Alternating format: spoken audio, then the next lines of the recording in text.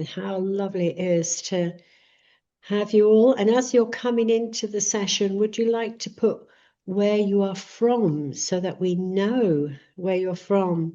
Let's have a look at the chat, Jen. Let's see. If you'd like to say where you're from, that would be lovely. Bahrain. Wow. So we've got someone who's uh, quite a way away. We've got Shaynaz from India, Japan. Wow, that's late over there. Hi, Annette from Australia. Lovely to see people that we know. Aniti. Oh, lovely familiar names. Thank you, everybody.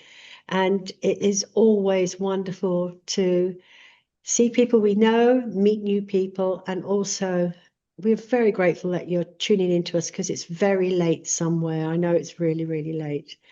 So we're going to get started now. It's dead on 3 o'clock over here.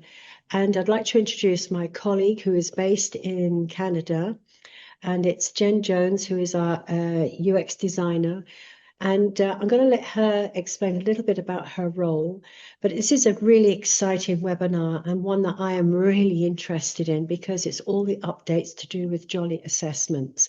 And I'm going to hand over to Jen, who will tell you exactly what's in the session, exactly what her role is, and what we have to look forward to. So over to you, Jen. Thanks, Yvonne. So my name is Jen, and as a UX designer, which stands for User Experience Designer, my role is to take our physical products, our books, and our program and put it in the digital space. So one of the biggest projects that I started with was the assessments, and now I'm working on some other exciting things that I won't tell you too much about because they're not live just yet, but they should be live for September.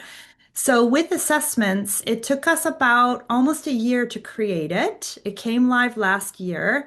And since then, we have gathered lots of feedback from teachers and we've made a lot of changes. So in January, we updated a huge changes.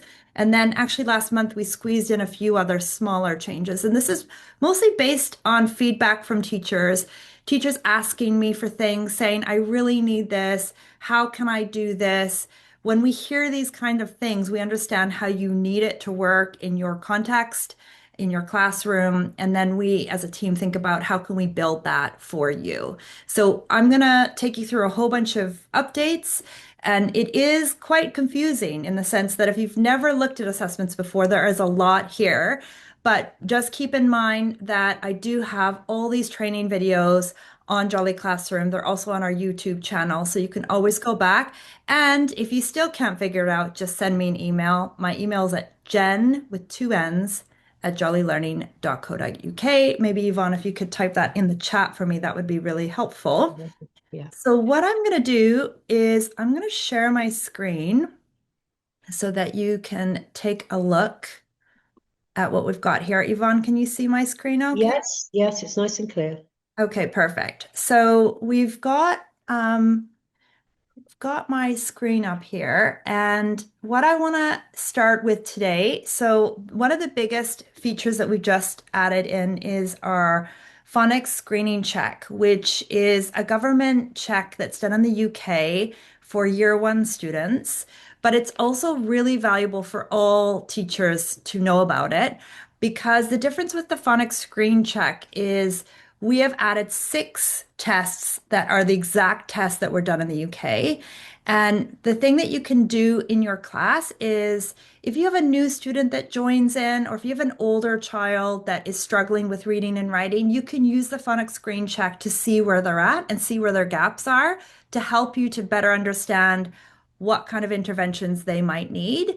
So even if your school's not in the UK, it's still valuable to understand how you can use a phonics screen check. So I'm going to start with that, and then I'm going to take you into all the other features and updates that we've added into the program. So let's start with this is your homepage, your dashboard. So my class is Maple class. You can see that we're about halfway through step 2 in our progress. I can start my lesson here. This is where all my assessment material lives. So based on my class, I can see for step 1, groups 4 to 7, this is the assessment results that I have. I just point this out as just a starting point. If I want to go into more detail, I can click here on my dashboard, which opens up with the same information here, but it has more information that I will talk about later on. For now, I just want to start off by showing you how to create an assessment. So I'm going to start an assessment right here. And in my assessment, I have three options. I can do a reading assessment, I can do a writing assessment, and I can do the phonics screen checks. So this is the new part that's just been added. We have 6 phonics screen checks. This here, you can just ignore it. It's just with the update. We had to keep this here, but you don't need to worry about this. So with the phonics screen check, I can administer it in 2 ways. Just like all of our assessments, I can either link up 2 devices. So a child has an iPad or a laptop, so they see the questions on the device and it's synced to my device, or I can print off the questions. So if I print off the flashcards, it will look like this. I can cut up the flashcards, laminate them, and I can give them to my pupils while I input the information or the results.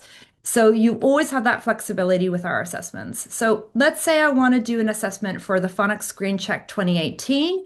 I select the child that I want to do the assessment with, and I'm going to click Start Assessment.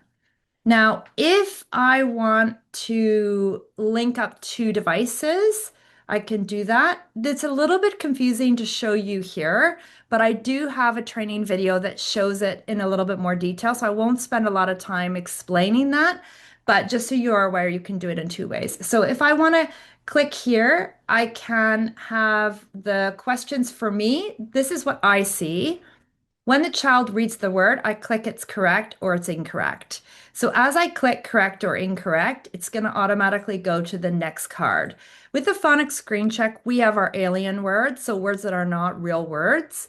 So that's indicated here with the little alien on it.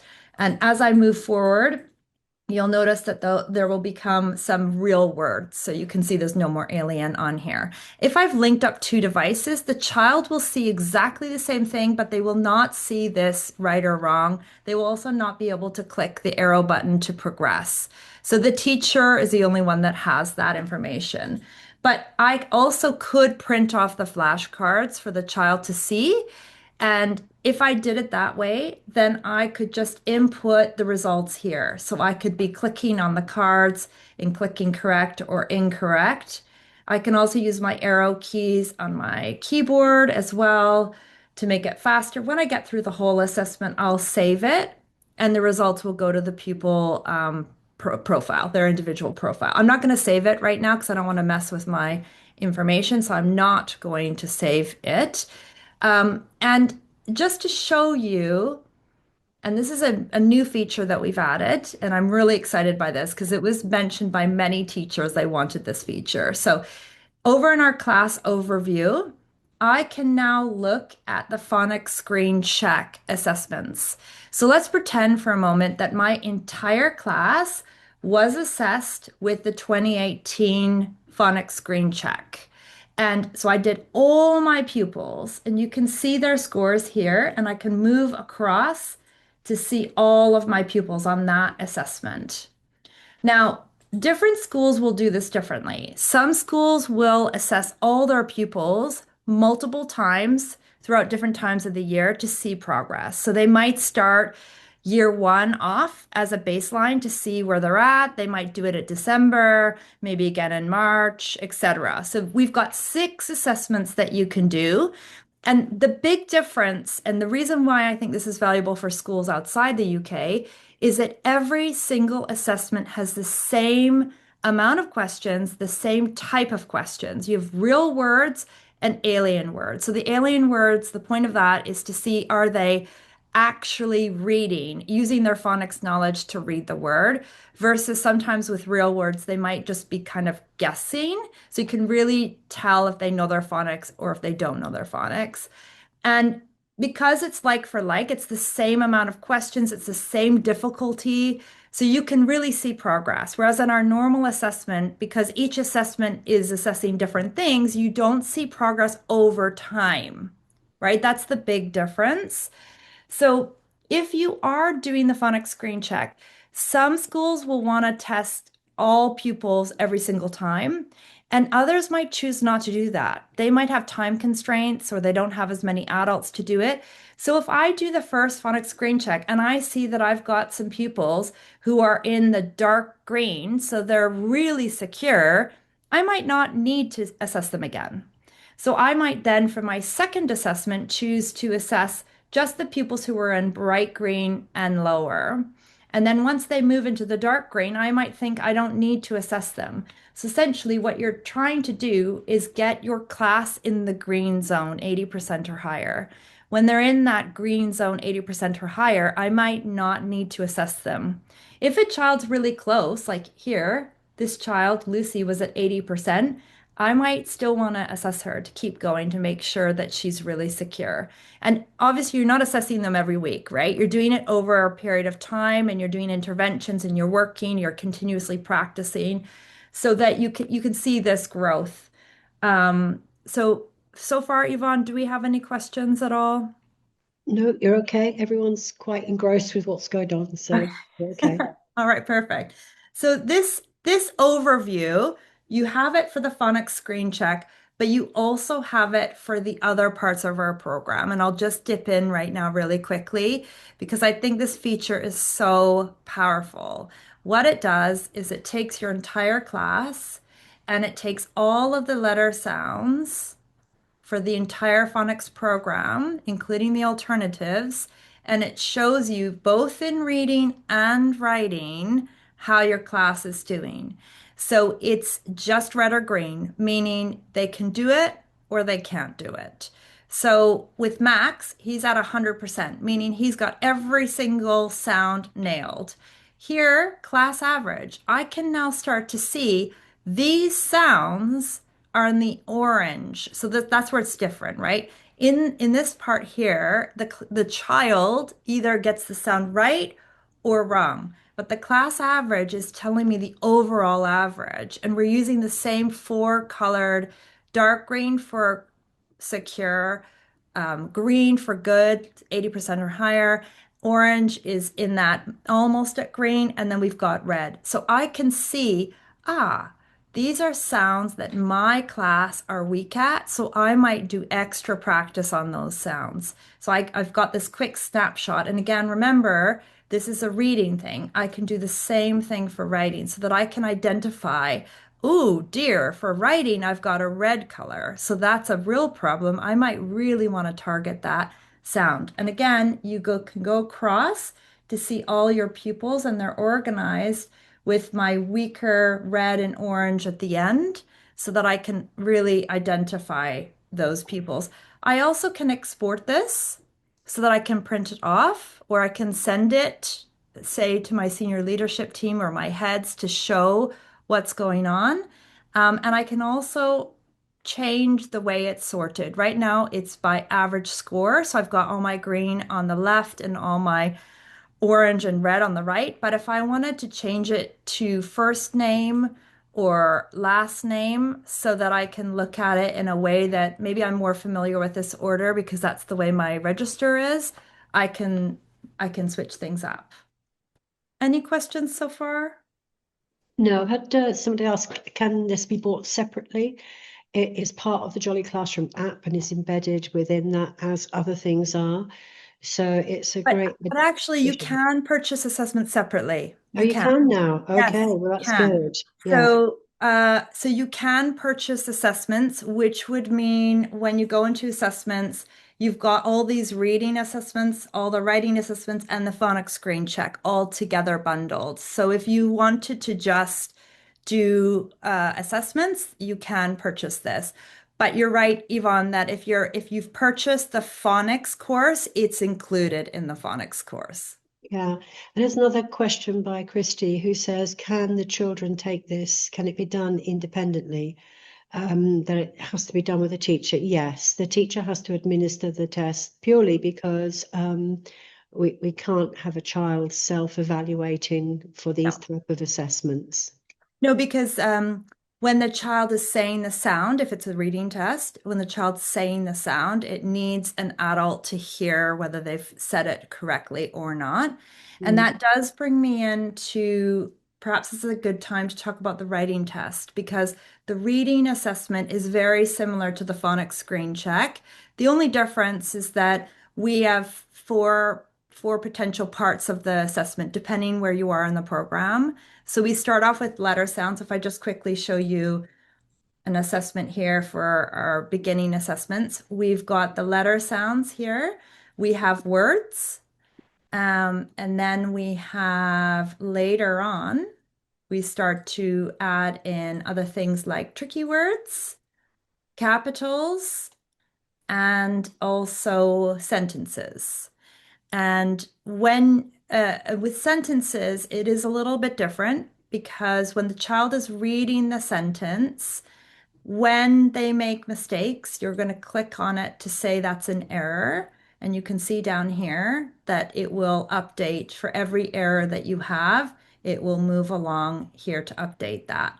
But if a child is self-correcting, if they read a word and then they correct it, then we'll click it again to say it's a self-correction. It does not count as an error. So you'll notice that it's not an error. We want to encourage them to self-correct. So that's why it's not counted as an error.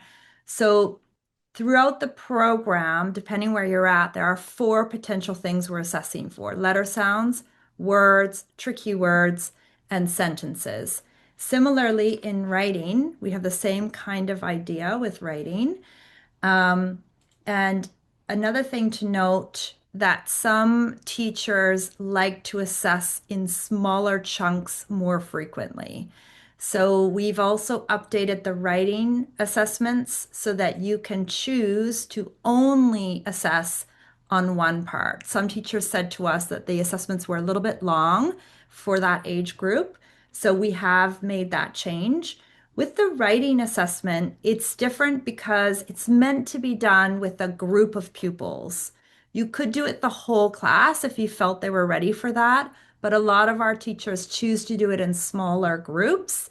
And I've had feedback from teachers saying that they find it more successful when they mix the group up. So some more secure pupils with some more children that need a little bit more assistance, so that if you put all your children together that need a lot of assistance, you're going to be bouncing from child to child to make sure they're writing on the right line, etc. So it's valuable to mix that up. If you are doing an assessment for, let's say, just group one, you can click here on teacher questions to see the questions. So here are the questions. You can read the questions yourself. So because this is writing, you'll say the sound ah, or you can click on the sound button Ah. and it will say ah for you, which is valuable for some people who maybe are not as confident with phonics yet, or perhaps accent kind of issues. So we've got the words At. as well. So these are the questions that are read to the child. You can also print off the questions, so you don't need to be in front of a computer or laptop in order to do it. So you can print off the questions. You've got each group separated so that you can choose to do all three groups at once or just do one group at a time. You'll also notice that there are sometimes important instructions. So at this point, when you say the word cup, for example, you are also telling them which k sound to write. We do not expect them to know at this point. So you would say cup and please use curly k for cup. You would tell them that.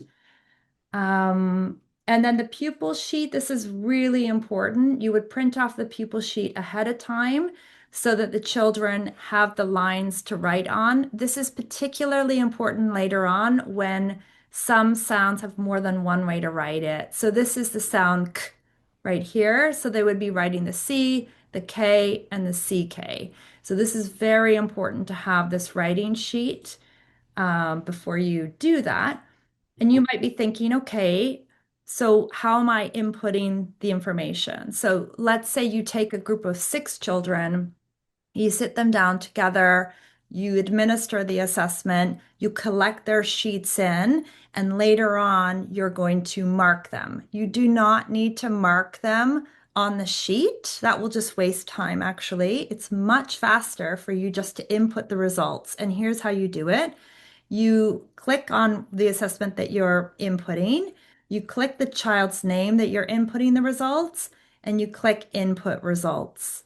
When you do that, so this is Charlotte. I'm looking at Charlotte's sheet in front of me. And remember, I had the answer key, right? So here's the answer key. I look at my answer key and I look at Charlotte's side by side. I just need to glance through it and I can see what she's got right or wrong. So I would suggest clicking all correct as a quick way to start off. I glance over Charlotte's test and I can see, she made this mistake here, so I'll just switch that to incorrect.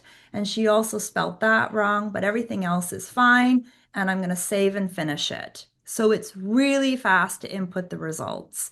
If you don't want to input the results that way, if you want to input them in step by step, you can. You can do it with your mouse or you can do it with your up and down buttons on your keyboard. So it's really fast.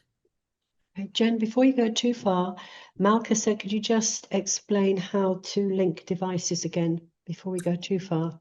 Yeah, linking devices is a little bit hard for me to explain, but I'll do my best. So, what you do is that's only relevant for reading assessments, by the way. So, for linking up devices in a reading assessment, let's pretend I'm assessing Charlotte on group one. I'm going to click the assessment and I'm going to do flashcard mode.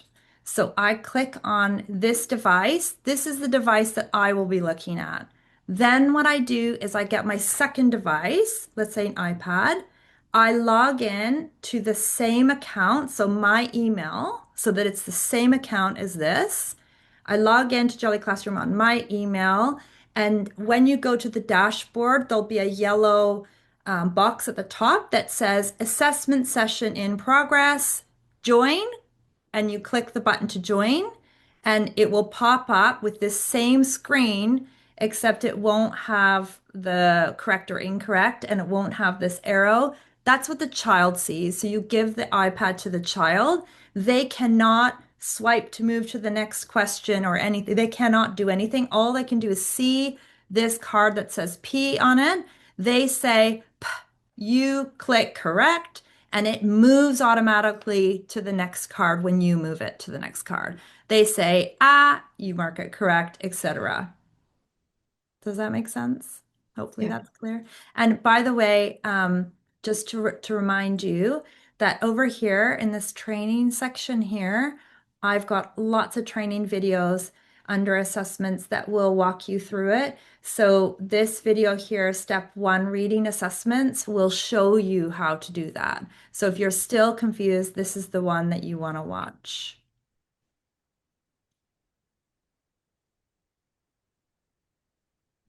So I just saw a question about where you can write down when they're Yeah. making mistakes, etc. And that's a great question. We have this observation button here. So anytime you notice a child doing something, it could be while you're teaching, it could be after you've taught a lesson and you remember, oh, Johnny, he keeps doing this thing. I want to write it down. Click observation, select the child that you want to write the assessment for. You can also select more than one.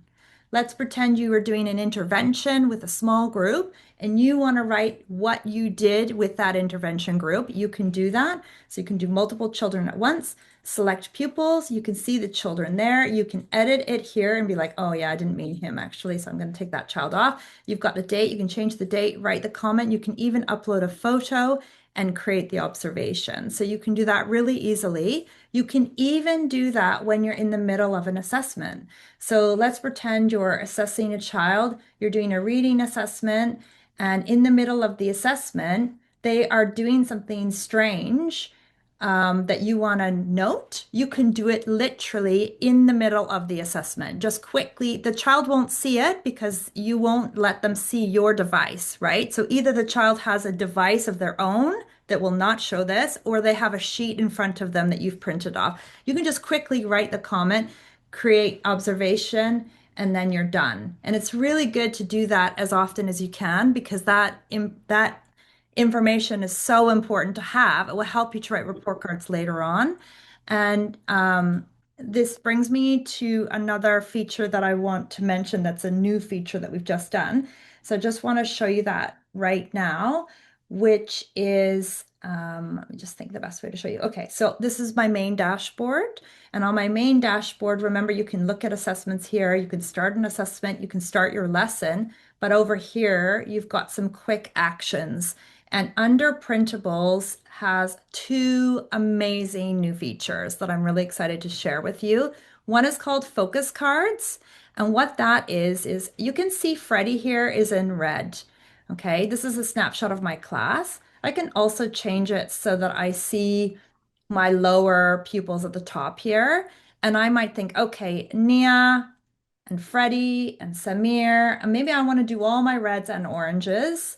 I want all of them to have a little bit of extra practice. I might include Charlotte because she's got one orange there as well. So the rest of my class are green, but all my children that are red and orange, I want to print off focus cards, which are all of the letters or tricky words that they have received a red on. So any question they got wrong in the past. I can do it for phonics screen check, but I don't think that's so valuable because a phonics screen check is not about memorizing. I mean, you could do it still for extra practice if you wanted to, but I think it's really valuable for our actual assessments. So I've done two assessments with my class so far. I'm going to select both of them and I'm going to click Generate Printable. I also have created a download guidance, which is really valuable if you're going to send it home with parents, or if you want the children to practice these flashcards with a TA who maybe doesn't feel so confident with phonics, you can download this guidance. I'll show you that in 1 second. And I'm going to generate this printable. It's going to do it for all the pupils that I've already selected. So if I go in here, we can take a look first at the guidance. The guidance is an instruction to parents or carers or whoever might be using it. It has a handy chart for both reading and writing of what the card is and what they're meant to say. So, k, like cat, for example. And this is particularly valuable when you get into more complicated phonics with different sounds. You've got the reading and writing there for you. And also the cards, focus cards are right here. So I've got the child's name, I've got letter sounds. It tells you if it's a reading or a writing letter sound. And then underneath, we've got, after the letter sounds, you've got words, tricky words, which here they are. So tricky words. So you've got the child's name, you've got what it is. It tells you if it's a reading or a writing card, meaning if it's a reading card, then the adult will say the word R and they need to write it. Or sorry, reading card, you show the card, the child says it. And if it's a writing card, you say the word me and the child writes it. So you can cut them up, you can send them home for extra practice. And so these focus cards is really great because you are targeting the questions that they got wrong on the most recent assessments. And I think that's going to add a lot of power for you. And then connected to that is the overview. So the overview sheet. So again, if I have the same children, if remember, you can easily edit this if you want to. Okay, so you can add or delete. You can have the whole class. If you wanted to do the entire class, just select that and you can print them all off. I will just show you one really quickly. Hang on. I don't want to do all because it takes a long time to download and I don't want to do that. So maybe I'll take my child that's in red right now and I want to show a progress report. So I want to show all this information. I create the printable. I can share this with senior leadership. If I felt comfortable, I could share it with parents. I could share it with the TA who's going to work with the pupils. It's got the name of the pupil, their scores, any observations that you've written. And remember, you can deselect that. If you don't want to include observations because maybe you're sending it home with a parent and you don't want them to read that, you can deselect that. That's fine. Then it's got this overview chart, which I'm going to explain later because we also have it on Jolly Classroom and that is another new update.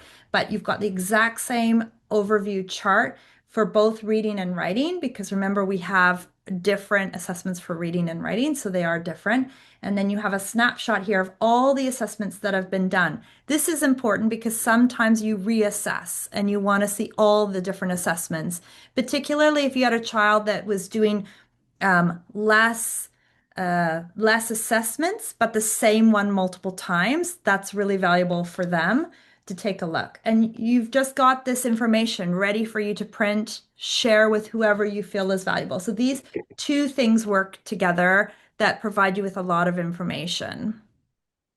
Any questions with that, Yvonne?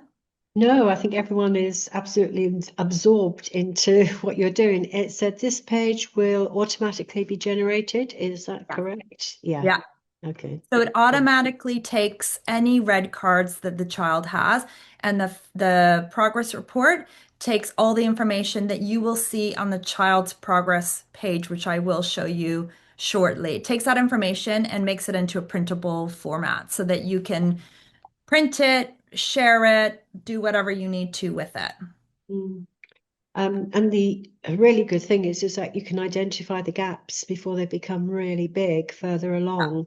And as we know, as the curriculum moves up, it becomes fuller and it's difficult to stop, slow down, and go back. So this is a really valuable tool to have for our assessments and evaluation. Also, for new children who join a class to find out where they are and what they have with their skill set. Yeah. Um, And I yeah. think if I can show you, want to show you a pupil page because talking again about the phonics screen check, because just like you said, Yvonne, if you've got a new child that joins your class, let's say you're halfway through the phonics program, you have no context for this child, so you're not really sure where to start them. And maybe even you have a child that's like 10 years old who just cannot read, and the teacher teaching that child is like, I don't know what to do with this child. They can't read. One place that you could start off is assessing them on a phonics screen check to see where they're at. And the reason I think that's a valuable place to start is because the phonics screen check has four sections. So they've got section one, which is equivalent to our step one. It's the first 42 sounds. And they have two parts to step one. They've got the alien words and they have the real words. So if the child that you're assessing does not do well in this section, you know they need to start in step one. But if they do really well in this section, but they're not doing well in section two, either alien words or real words, then you know, okay, this is more step two or three of our program. And what teachers have told me is that after doing a few phonics screen checks, you start to notice patterns. Like I notice that they can't read words that have a vowel at the start of the word. So if you notice that pattern, for example, you would be adding an observation in the child's profile and you would be targeting that in your interventions. So over time, you're going to start to notice, or maybe it's like if there's two consonants at the start or two consonants at the end of the word, you start to notice these patterns. And it's valuable to see it in this format because you can quickly glance at all the right and wrong on the child's profile. And you can do that by going into the child's profile. So over here, you've got your class list. And again, you can filter so you can see your weaker children at the top. So if you go into a child's profile, let's say I go into Aisha's profile, this, we haven't talked at all about this yet, and there's a few changes here. So obviously one big change that we have is the phonics screen check. So if you click on the phonics screen check, you can start to notice, oh, look at the progress. So these are the different assessments and I've done them in order. So this is the first one I did. And then she gotten a little bit better and a little bit better. This is her total average. So last time I did it, she's finally in the green zone. So passing, but just barely passing 80%. So I'm not feeling like she's definitely ready, I'd want to still work with this child to get her to a little bit of a higher in the green zone. But what I can tell is this is her weakness. Alien words for the second section of the assessment. So her first section one here, she's doing quite confident. She's quite strong in that area, but it's section two, both real, but particularly alien words that she's quite weak in. So I need to target that with her. That's that's what's valuable about this matrix. And this matrix is new. In the past, we only had a star chart, which we still have, but we've added this matrix in. And I'll show you another reason why it's so powerful. With the matrix, our program, like I told you at the beginning, has letter sounds, words, tricky words, and sentences. As you know, there are parts of the program that it doesn't have it. So in our first assessment, we don't assess tricky words and sentences yet. So that's why there's an X there. But as you move on, you start to introduce tricky words in this assessment. You can see where the child is weak and where they need extra practice. Now with this child, Aisha, it looks like at a glance, oh, she did so well, and then suddenly she dropped. And when I look at her writing, same thing. She's so strong, but she dropped. Well, that's because in this is the historical assessment star chart, which we had before, but we've changed it slightly. In the past, you could only see this whole group, and we've broken that down into smaller subgroups. So you can see that in group one, her first assessment was 66%. But then we did interventions, we worked with her, we reassessed her, and her second assessment was 91%. So she's improved. So the outline star is a past assessment. The solid star is the most recent assessment. And this is an example of what we want to see. So initially she was in the orange, she got extra help, and now she's in the green, which is exactly what we want to see. And her writing is similar.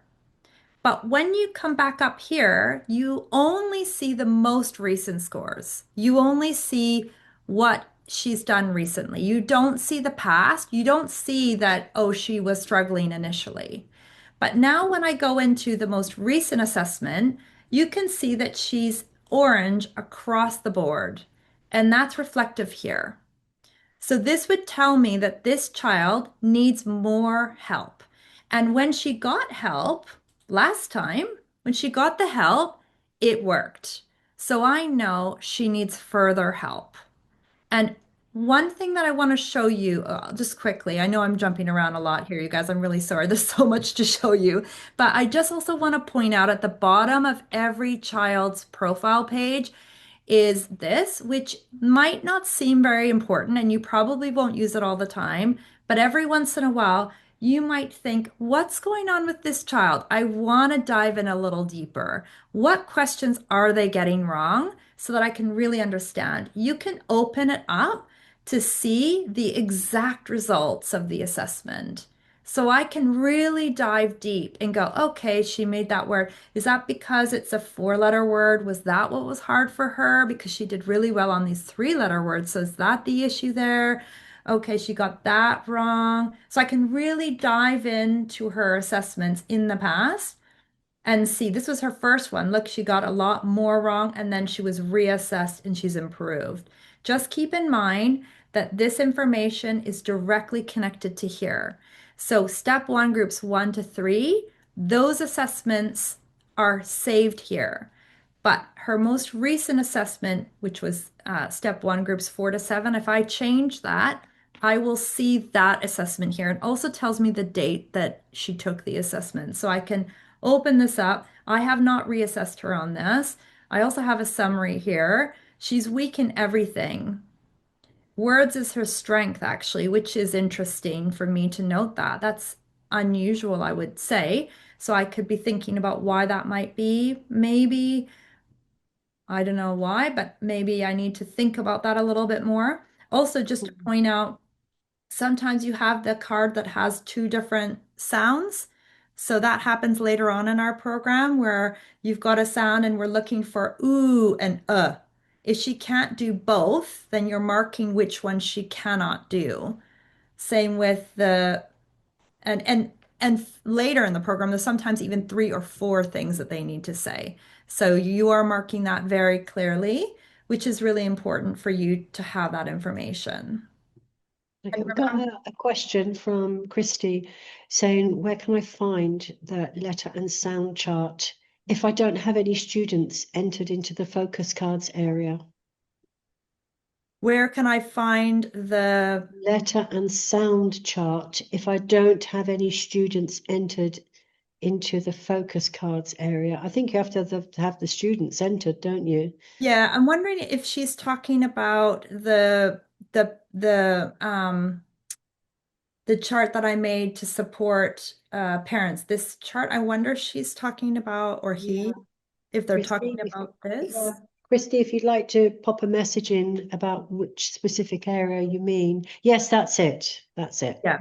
Okay. So I actually don't know if you can go in if you don't have any pupils in your class. You might be able to, but I don't know for sure. So what I would recommend, if you can't, is just add a child in, and then you should be able to do that.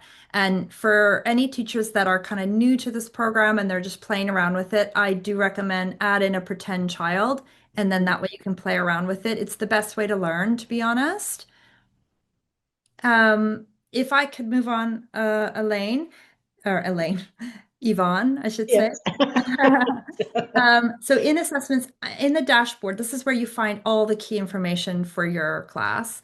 And just one thing that sometimes does confuse people is that at the top is all the different assessments, including the phonics screen checks. So if I wanted to look at the first assessment, and this is also really important to understand, Yvonne, is that we have six main assessments in our program, Mm, but we have broken them down into smaller sub-assessments. And that's because we had feedback from teachers saying, for example, I've only taught group one and two, but I need to have something to input as my grade. So I can't assess them on group one, two, and three because I haven't taught group three. So how do I do it? So we did break it down even further so that when you start an assessment, you could say, well, I haven't taught group three. I've taught group one and two. I'm only going to assess this for all of my pupils. And then later, I'll come back and just assess group three. So it's important to understand that we have subgroups. And when you get into step two and three, we've broken the units into three or four units together for one assessment. So you'll notice that difference there. That's important to note because when you come to look at the dashboard, it's based on the bigger groups. So group one to three assessment. So let's take a look at that for a moment. I've got my class, and my class is mostly for reading and writing. Most of my pupils are in the green zone, which is great. That's what I want to see. I want to see the majority of my class in green. I also can see on the side here if there's any weaknesses. Everything here is in green as well. So that's really good to see. But when you come down to look at the extra support groups, and this is a new feature, and this is really powerful, it's to help you to plan your intervention groups. When you come to the extra support section here, you'll notice that some of my pupils, like Aisha, has this up arrow with the green 25%. So she's increased in group one reading by 25%. She's also increased group one writing 16%. So she has been reassessed and improved significantly, which is great. That's what I want to see.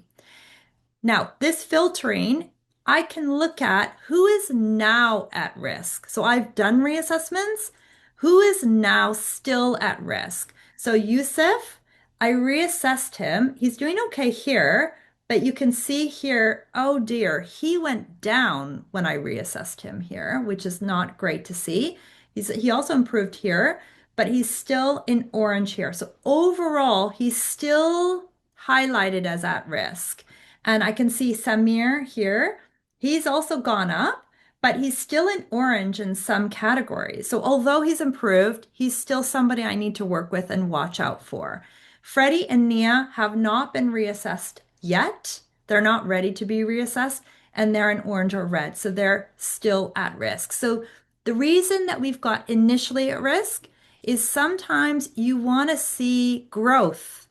I want to see who was at risk, but now is no longer at risk. Because sometimes my senior leadership is saying to me, okay, you're doing these interventions. That's great.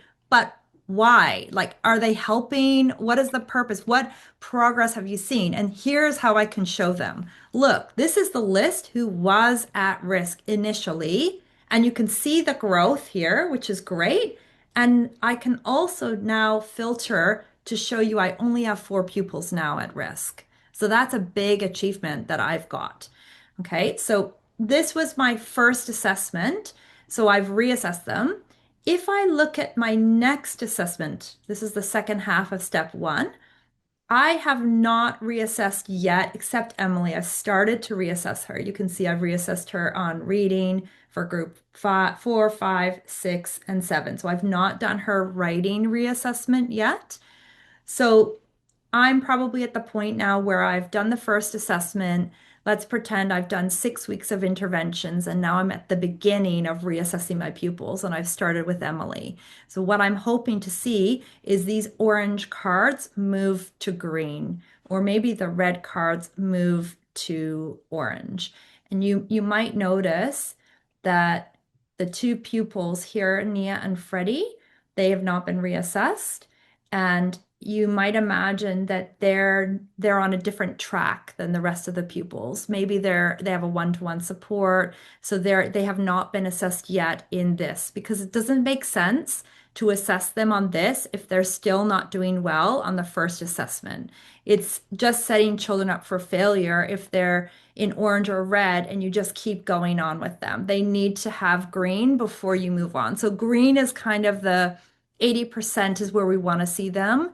If they're really close to 80%, like 75, then it's probably fine.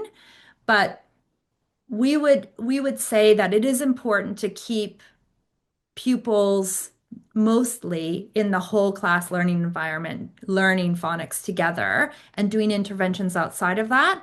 But you might have a couple pupils in extreme cases who they're not able to learn at that pace. And for them, it just doesn't make sense. So we've tried to create the assessment tool so flexible that you can make those decisions yourself and you can have the evidence to support your decisions of why you're doing one thing versus the other. Got a couple of questions, Jen. Um, can these tests come in precursive print? Are they only in print format? Yeah, great question. So over here in my school management tab, when your school is set up, and I believe it has to be set up by somebody so one of the teachers that has admin abilities. So that person would decide what is the accent. So if you were doing the test where you're tapping on the card to be read out loud, we have British accent and American accent, and we also have font type, print, and precursor. So if you are clicking the print, then that means that all the files that I showed you that you can print off would be in print versus precursor. So that is available for you to do. The other thing I'll just quickly mention while we're here is the tracking categories. As a school, you probably are interested in tracking different groups of pupils, whether it's SEND or ESL or EAL, whatever you call it. So you can click a few categories here to track, and that becomes valuable when you're looking on your assessment dashboard. I've talked to you about our new feature, the class overview, which just to remind you what it looks like, it's this. This is a new feature, but something we've already had for the last year is this more trends data. And when you click on the more trends data, that's where you can look at your tracking categories, which some schools need to see this. They're thinking pupil premium in the UK means children that are under how would you describe them, Yvonne? Pupil premium. Sorry, The pupil premium children. Their parents are making less than a certain amount of money per year. Is that the best way to yeah, there's the describe them? demographics of the wages and income in a family that determines whether they come within a certain bandwidth. And in the UK, they have a lot of categories that you may notice when you look on there. And there, even in the UK, there's things such as school dinners, Yes. birthday dates, and Yeah. low And income children. There's quite a lot of information actually to put in. yeah, so say you were interested in that, and in the US they call it free and reduced lunch. We've got that category as well, so you can click on it. And the nice thing with that is you can look at one of your assessments, so you can change the assessments to look. And you can see my pupil premium children are doing this. My non-pupil premium children, so if I take out them, this is where they're at, and then the whole class is here. And th this can be really valuable. You also can look at it for your phonics screen check as well to see it's a comparison tool, right? To see like, oh, my EAL children, are they performing at the same rate as my non-EAL? Same with gender. Boys and girls should be performing at the same rate. And if they're not, then that's something that you need to be thinking about as a teacher. Yeah. Also, we've got a question about correcting handwriting, like reversals, being the D. Is that part of the course as well? Is that part of the assessment as well? So we don't have anything specific in there, but what I would be doing as a teacher is adding an observation about that. So I've got evidence of that. I would take a photograph of that as well, Mm. and I would be monitoring that and thinking about what to do. And I suppose it's a good opportunity for us to mention as well that in our website, we do have a place where you can get suggestions for issues like that. So let me just show you where you can do that. So if you go to our main website, jollylearning.com, can you still see this, Yvonne, that I've Yeah, switched yeah, up? So you yeah. go into the teacher's guide. This is a free resource that is fairly new and it has a whole bunch of information about our program here. It also has some example lessons that you can look at, but the part that I'm thinking is valuable is the intervention section. So if you're thinking, I've got a specific writing issue where children are reversing their B's and their D's, and I want to know what to do, I can come in here and I can look at these different suggestions of what I might do to support with that issue. So Mm. here's letter reversals right there. I can open it up and I can see some ideas. There's a lot of great content here and it's all free for you. So I would definitely check that out for suggestions of what to do. There's a lot of support there, as well as using the resources as well correctly to address reversals. And maybe sometimes using the assessment, you need to go back to that letter sound that you did to reinforce it more. Yeah. Just two more things I want to share. I know we're very short on time, so I'll just quickly run through them. In this extra support section, which is for interventions, I've talked to you about this, but I haven't talked to you about these things here. So I just want to show it to you quickly. You can also filter by something specific, like I want to see who's struggling with tricky words. We don't have tricky words in group 4 and 5. That's why it's blank there. But here I might think, okay, these pupils are struggling with tricky words specifically. So I might create an intervention group to target just that exact thing. And I might want to compare it with, well, what about letter sounds? Who's really struggling with letter sounds? And and and how much? So Emily and down, they've got a lot of green in here and just a bit of orange. But I'm looking at Samir and Aisha and even Lara and Yusuf and Lucy, they have quite a lot of orange. So I might break this into two intervention groups. And again, it all depends on your capacity, how much time you have, how many adults you have. Don't forget, we've got the focus cards. You can print off the focus cards and send those home. A lot of times, parents want to know how to help their child at home. So that is a resource that can help support you in that way as well. And the last thing I wanted to share with you is that I created another different class that's looking at I was pretending that I was a send school, and send schools are using our program in a much different way. Their pace is completely different. And so I wanted to showcase a child that is a send child.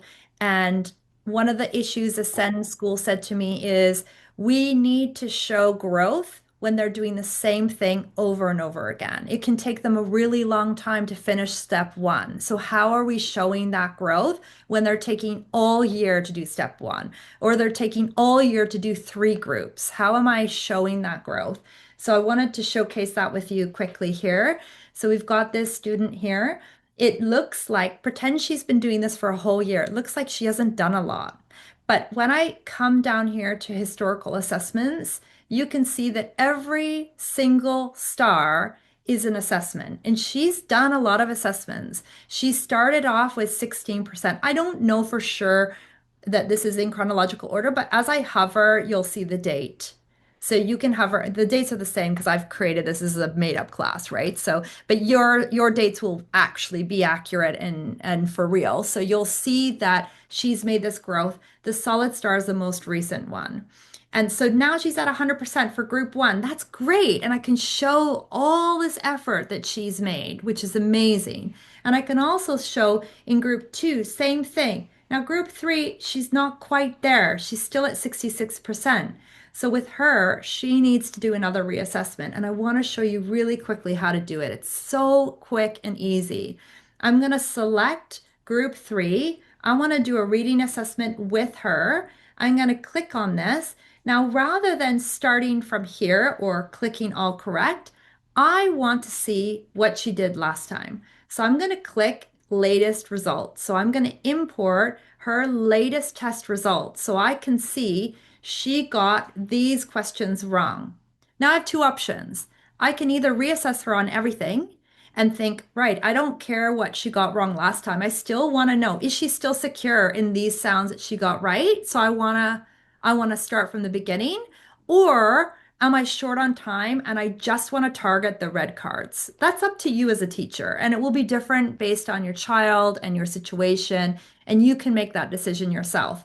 But let's say that I want to question her on all the questions. So if she got F wrong, she's forgotten it, I just click X so that we've got that evidence. Maybe she got this right, she got this right, she got this right, and this is right. So now she's improved. I save it.